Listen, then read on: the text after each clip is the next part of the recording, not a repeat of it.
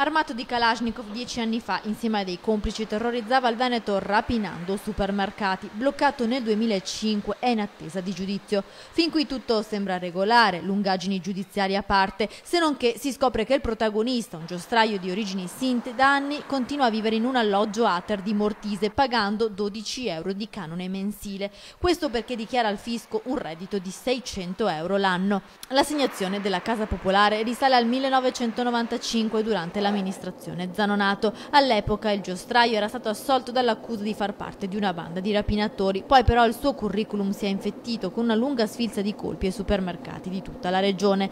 L'Ater annualmente verifica la sua posizione reddituale e se l'assegnatario è in regola con il pagamento.